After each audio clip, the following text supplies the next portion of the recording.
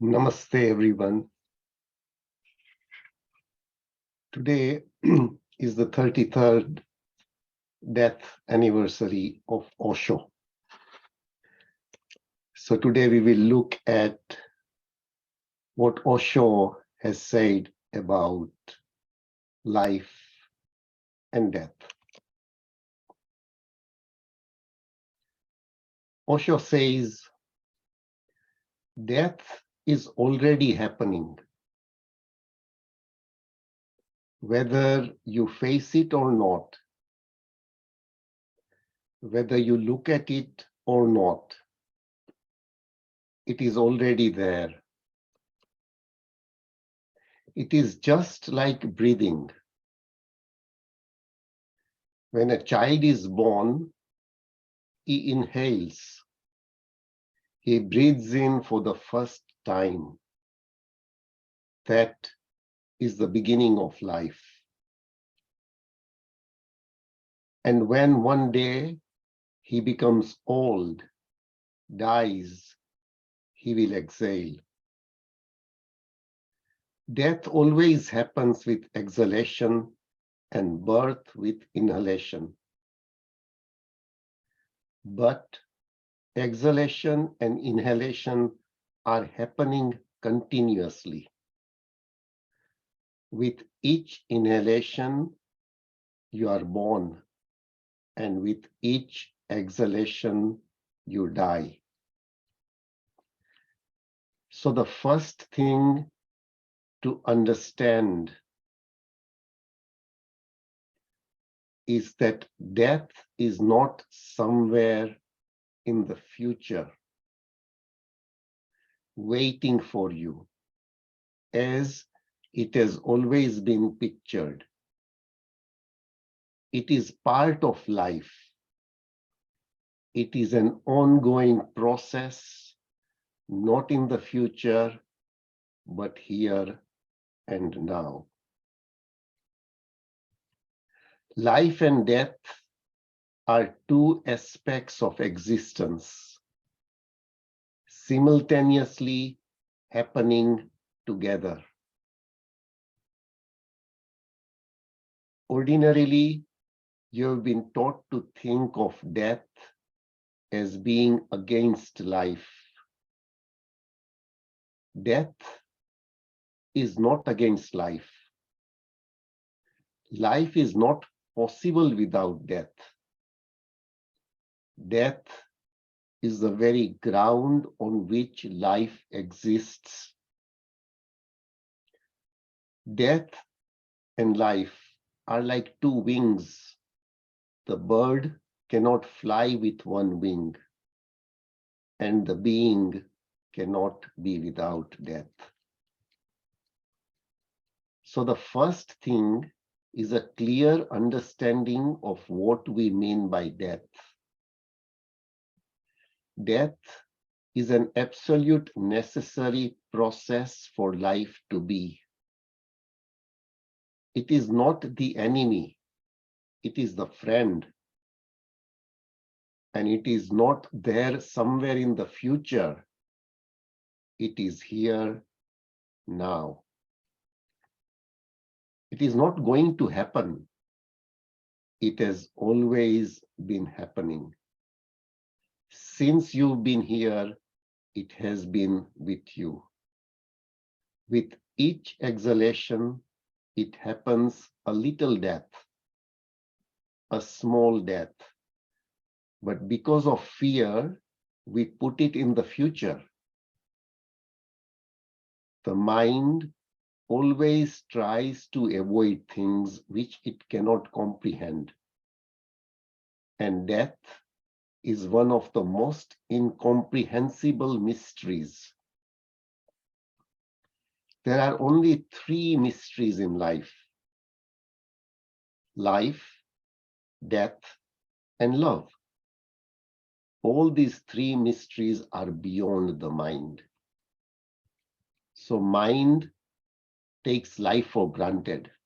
Then there is no need to inquire. That is a way of avoiding. You never think, you never meditate on life. You simply accepted it, taken it for granted. It is a tremendous mystery. You are alive, but don't think you've known life. For death, the mind plays another trick. It postpones it. To accept death here and now would be a constant worry. So the mind puts it somewhere in the future. So then there is no hurry. When it comes, we will see. And for love, mind has created substitutes, which are not love. Sometimes you call your possessiveness your love. Sometimes you call your attachment your love. Sometimes you call your domination your love. These are all ego games. Love has nothing to do with them. In fact, because of these games, love is not possible.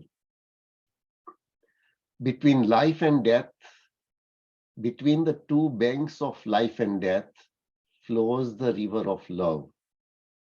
And that is possible only for a person who does not take life for granted, who moves deep into the quality of being alive and becomes existential, authentic. Love is for the person who accepts death here and now and does not postpone it. Then between these two, a beautiful phenomenon arises, the river of love. Life and death are like two banks. The possibility is there for the river of love to flow, but it is only a possibility. You will have to materialize it. Life and death are there, but love has to be materialized.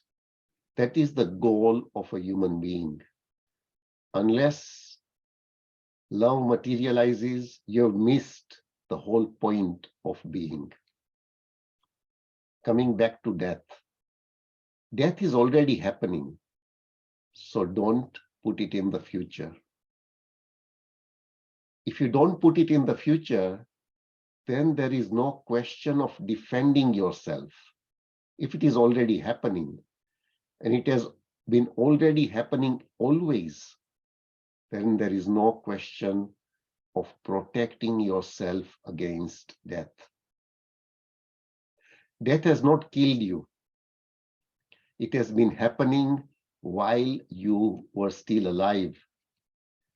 It is happening just now, and life is not destroyed by it.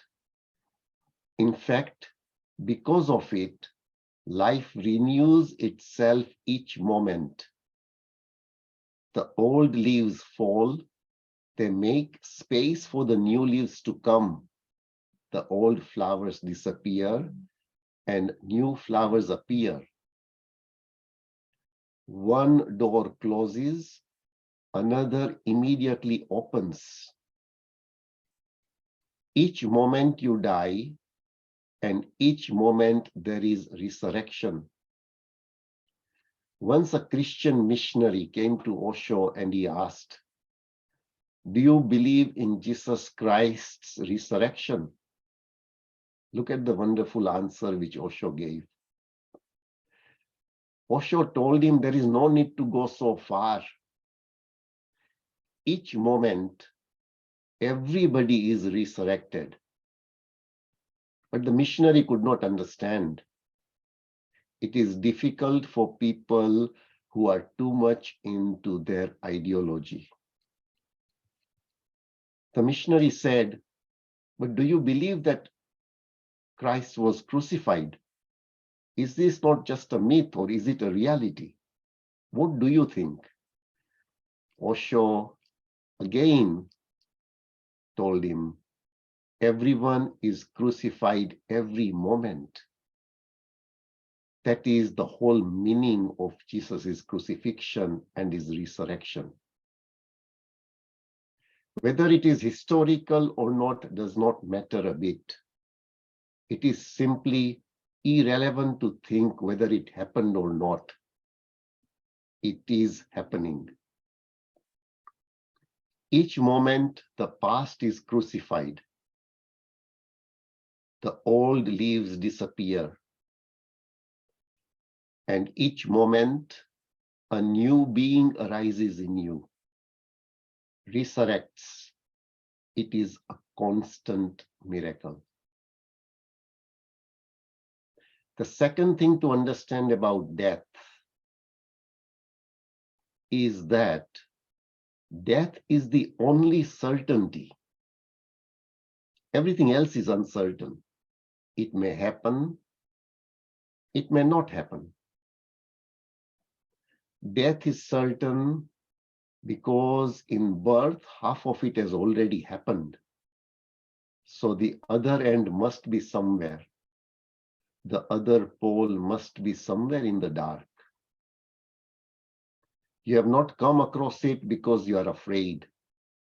You don't move in the dark. But it is certain, with birth, death has become a certainty. Once this certainty penetrates your understanding, you are relaxed. Whenever something is absolutely certain, then there is no worry. Worry arises out of uncertainty. Watch a man dying. He's very worried. The moment death becomes certain, and the doctors say, now you cannot be saved, initially he's shocked. A shivering goes through his being, but then things settle, and immediately all his worries disappear. If a person is allowed to know that he's going to die, and death is certain, with that certainty, a peace, a silence comes to his being. Every person who is dying has the right to know that. Doctors go on hiding it many times, thinking, why disturb? But uncertainty disturbs, certainty never. This hanging in between, this being in limbo, wondering whether one is going to live or die, this is the root cause of all worry. Once it is certain that you're going to die, then there is nothing to do. One simply accepts it, and in that acceptance, a calmness, a tranquility happens. So if a person is allowed to know that he's going to die in the moment of death, he actually becomes peaceful. In the East, people have been practicing that for millennia. Not only that, in countries like Tibet, particular techniques were evolved to help a person die. So when a person was dying, friends, relatives, and acquaintances would gather around him to give him the absolute certainty that he was actually going to die, to help him relax. If you can die in total relaxation, the quality of death changes. Your new birth somewhere will be of a higher quality because the quality of birth is decided by death. And then, in turn, it will decide the quality of another death. That's how one goes higher and higher and one evolves. And whenever a person becomes absolutely certain about death, a flame arises on his face. You can see it. In fact, a miracle happens. He becomes alive as he has never been before. This is Osho's view from a perspective of the body, of the materialistic world. Now let's look at Osho's view from a different perspective about death. Someone came to Osho and said, "Can you say something about death and the art of dying?" Osho says, "Death exists not. It is one of the most illusory things. Death is the shadow of another lie. The name of other lie is the ego. Death is the shadow of ego. Because the ego is, death appears to be there. The secret of knowing death, of understanding death, is not in the death itself. You'll have to go deeper into the existence of ego. You'll have to look, watch, observe, be aware of what this ego is. And the day you have found that there is no ego, that there never has been, it appeared only because you were not aware. It appeared only because you were keeping your own existence in darkness. The day it is understood that the ego is a creation of the unconscious mind, the ego disappears and simultaneously death disappears. The real you is eternal. Life is neither born nor dies. Osho compares that to the waves in the ocean. He says, the ocean continues. Waves come and go. But what are waves? Just forms. The wind playing with the ocean. Waves have no substantial existence. So are we. Waves, playthings. But if we look deep down into the wave, there is an ocean. The eternal depth of it, the unfathomable mystery of it. Look deep down into your own being and you will find the ocean. And that ocean is, the ocean always is. You cannot say it was. You cannot say it will be. You can only use one tense for it, and that is the present tense. It is. This is the whole search of religion. The search is to find that which truly is. We have accepted things which really are not. And the greatest and the most central of them is the ego. And of course, it casts a big shadow, and that shadow is death. Those who try to understand death directly will never be able to penetrate into the mystery of it. They will be fighting with darkness. Darkness is non-existential. You cannot fight with it. Bring light, and the darkness is no more.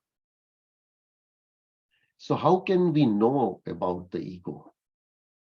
We need to bring a little more awareness to our existence. Each act that we do has to be done less automatically than we have been doing up to now. And then we have the key. If we are walking, walk but not like a robot. Don't go on walking as you've always walked. Don't do it mechanically. Bring a little awareness to it. Slow down. Let each step be taken in full consciousness. Buddha used to say to his disciples that when you raise your left foot, deep down say left. When you raise your right foot, deep down say right. First say it so that you become acquainted with this new process. Then slowly, slowly let the words disappear. Just remember left, right, left, right. Try it in small acts. You're not supposed to do big things, eating, taking a bath, swimming, walking, talking, listening, cooking your food, washing your clothes. De-automatize the process. Remember the word de-automatization. That is the secret to becoming aware. The mind is like a robot. The robot has its utility, and that is the way the mind functions. When we learn something, when we've learned it in the beginning, we are aware. When we learn swimming, we are very alert because life is in danger. When we learn to drive a car, we are very alert. We have to be alert. We have to be careful about many things. The steering wheel, the road, the people passing by, the accelerator, the brake, the clutch. We have to be aware of everything. There are so many things to remember. And we are nervous, and it is dangerous to commit a mistake. But the moment we have learned driving, this awareness is no longer needed. Then the robot part of our mind takes over. That's what we call learning. Learning something means it has been transferred from the consciousness into the robot. That's what learning is all about. Once we have learned a thing, it is no more part of the conscious, it is delivered to the unconscious. Now the unconscious can do it, and your consciousness is free to learn something else. This in itself is tremendously significant. Otherwise, we would remain without learning anything our whole life. The mind is a great servant, a great computer. We need to use it, but remember that it should not overpower us. Remember that we should remain capable of being aware, that it should not possess us in totality, that it should not become all and all. A door should be left open from where we can come out of the robot. The opening of the door is called meditation. We need to be careful because the robot is so skillful, it can even take meditation into its control. Once we have learned it, the mind says, now you need not worry about it. I'm capable of doing it. I will do it, you leave it to me. And the mind is skillful. It is a very beautiful machine. It functions well. In fact, all our science, together with all the so-called progress in knowledge, has not yet been able to create something so sophisticated as the human mind. The greatest computers in existence are still rudimentary compared to the mind. The mind is simply a miracle. But when something is so powerful, there is danger in it. We can be hypnotized so much by it and by its power that we can lose our soul. If we are completely forgotten how to be aware, then that is where the ego is created. Ego is the state of utter unawareness. The mind has taken possession of your whole being. It has spread like a cancer all over you, and nothing is left out. The ego is the cancer of the inner, the cancer of the soul. And the only remedy, which Osho says, the only remedy is meditation.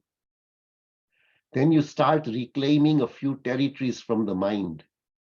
And the process is difficult, but exhilarating. The process is difficult, but enchanting. The process is difficult, but challenging and thrilling. Meditation will bring a new joy into your life. When you reclaim territory back from the robot, you will be surprised that you are becoming a totally new person, that our being is being renewed, and it is a new birth. And we will be surprised that our eyes will see more, our ears will hear more, Our hands will touch more. Our bodies will feel more. Our heart will love more. Everything becomes more. And more not only in the sense of quantity, but in the sense of quality too. We not only see more trees, but we see trees more deeply. The green of the trees will become greener. Not only that, it becomes more luminous. Not only that, but the trees start having an individuality of its own. We now have a communion with existence. And the more territories that are reclaimed, the more and more our life becomes colorful. We then become a rainbow, the whole spectrum, all the notes of music, the whole octave. Our life becomes richer, multidimensional. Our life has depth, has height, has tremendously beautiful valleys. We start expanding. We start becoming alive. This is the miracle of meditation. This is something not to be missed. The people who miss meditation have not lived at all. And to know life in such intensity, in such ecstasy, is to know that there is no death. Not to know life creates death. Ignorance of life creates death. To know life is to know that there is no death. There never has been. Nobody has died. Osho declares nobody is ever going to die. Death is impossible in the very nature of things. Only life is. I would like to share a short 1-minute video of Osho, and then it is in Hindi, and I will then translate it into English. Is Nilima ji there? If I can please share my screen.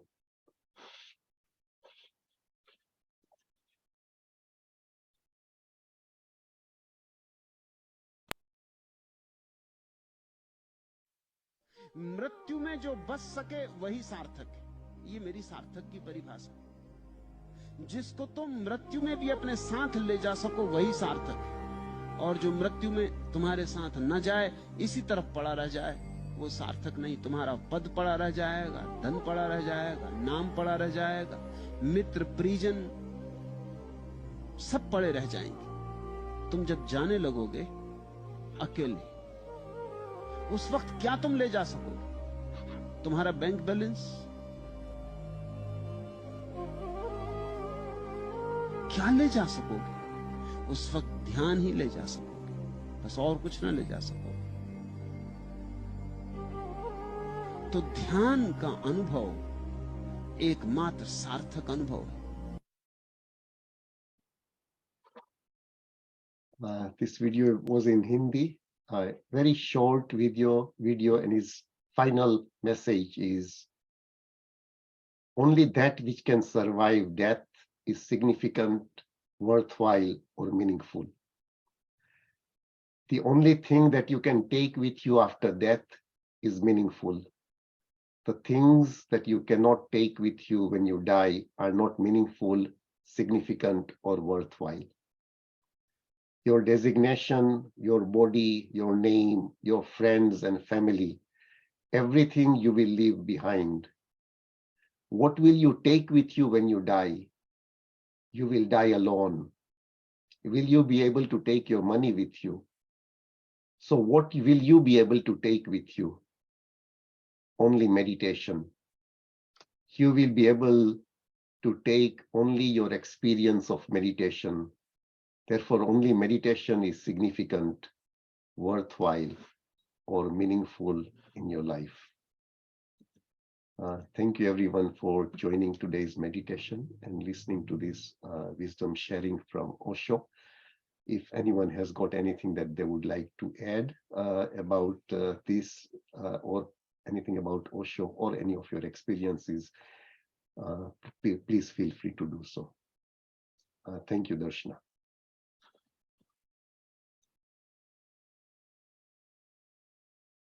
And I apologize, it took a little longer than I had anticipated.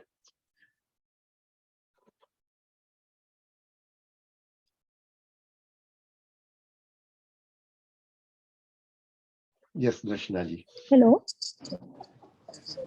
Hello. Hi, we can hear. Okay. I just have one more point. When you mentioned that the quality of death will determine the quality of birth, the next birth. Yes, Yeah. And one more point to this, the quality of life and the quality of meditation that we are experiencing in our day-to-day life, yes, or the way we will live the life, will determine the quality of death. So the quality of current life will determine the quality of death, and the quality of death will determine the quality of next birth. correct, Right? correct. So this was the only point that because when you So, were saying this, my mind was analyzing this. what happens is, um, the more we meditate, the more we Mm, understand our true nature, which is not the physical body that we have. And the more we understand that, then it is just life that remains and not death, because death is only attributable to the physical existence. And the more we meditate and the more we become aware of who we truly are, uh, mm, then that is our spiritual progress. That is our basically, we understand who we truly are, and that is the ocean and not the wave. yeah. Thank you so much. It Thank you. was yeah, very calming and very enlightening. Thank you. Thank you. Swarnaji.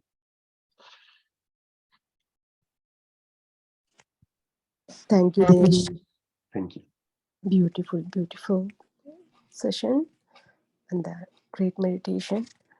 Yeah, thank you for sharing this about death.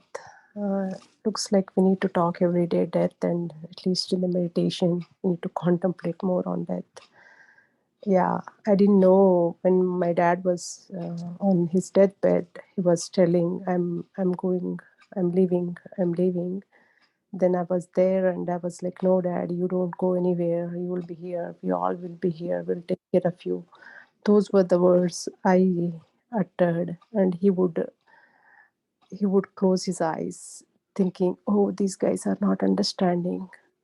So probably I would have said something that makes him relaxed or something. So, but I was ignorant. I don't know what to say. And because of our beliefs, we say, "Oh, nothing will happen. You will be fine," right? Correct. And one day the day comes and that confuses them. Then, oh, why everybody said I'll be fine and what is happening? So that's what exactly Buddha's situation, a little bit of that, because he was not aware, and then all of a sudden he came to know and he became enlightened.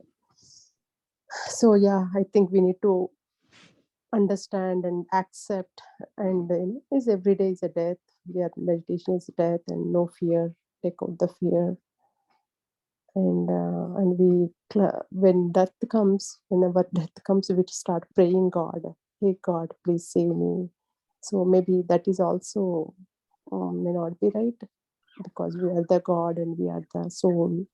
Then Yes. whom are we praying and whom are we holding on to? Until we hold on to something, it is still not a complete acceptance. So thank you very much, Dinesh ji. You gave so beautiful topic. Even though people are so brave before death, "Oh no, they can death come." My dad was like that, but before he was dying, he wanted to live, and he wanted to do his best to live. Because I don't know, maybe it's feared him or something, but he was very brave man. So he never understood. So yeah, thank you, sir. Thank you very much for the Uh, beautiful session you always bring. Thank you. Yeah, if you can share anything in this direction, that would be great. Thank you very much for sharing your personal incident. Uh, what happens is all of us are living this life uh, in our physical awareness that we are actually going to live forever. And that is why when Osho said, we've become robots and we are just doing everything, on automation without ever. And that is why he says, start meditating. And the more we meditate, we come out of that automation, we become aware. And as Ashtavakra says, you become a witness. So the more aware, the more witness we become, slowly we come out of this automation and everything just changes. And it is, meditation is the key. Patriji obviously spent most of his life spreading this word of meditation.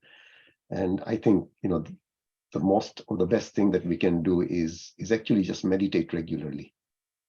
This is one of the, as one would say, anchors of our life, where a day should not go by where we do not spend at least one session.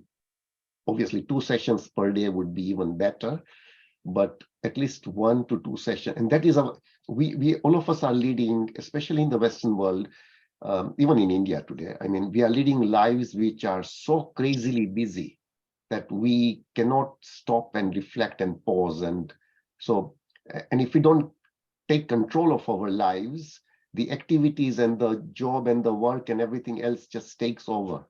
So that is why it's important to have a few anchors in our life. And that anchor is where whatever else happens, we will actually do that every single day.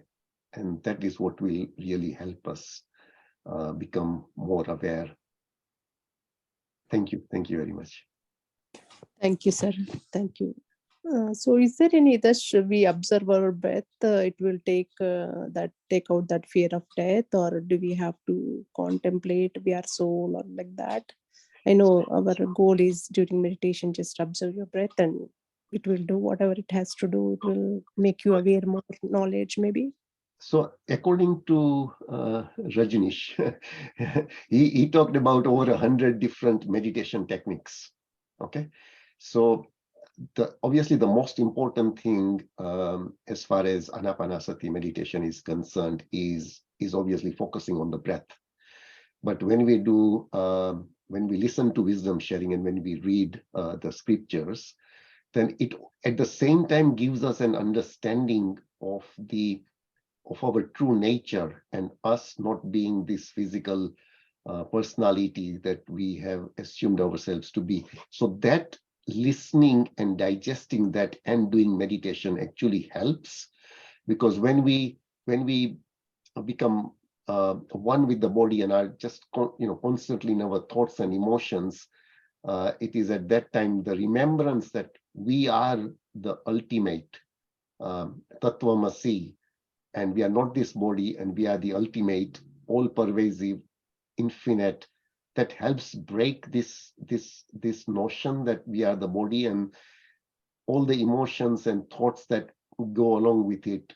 It takes us out of being a robot. So in my opinion, both are important. We should obviously, the more we can meditate, the better it is. Patriji used to say there are 3 things in sort of meditation.